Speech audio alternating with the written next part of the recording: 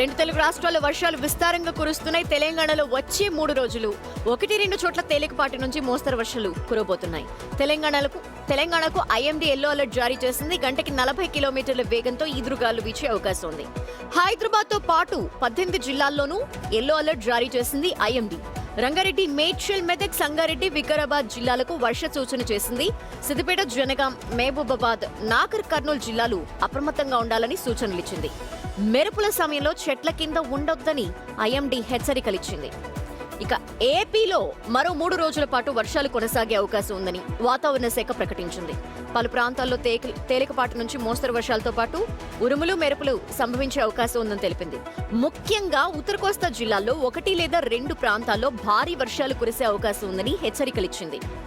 భారీ వర్షాలు, బలమైన గాలులు, ఉరుములు, మెరుపులు వచ్చే ఛాన్సెస్ ఉండటంతో ప్రజలు అలర్ట్ గా ఉండాలని అధికారులు సూచించారు. అవసరం లేనప్పుడు బయటికి వెళ్లకుండా జాగ్రత్తలు తీసుకోవాలని కోరారు. రైతులు, మత్స్యకారులు, ప్రయాణికులు జాగ్రత్తలు వహించాలని సూచించారు.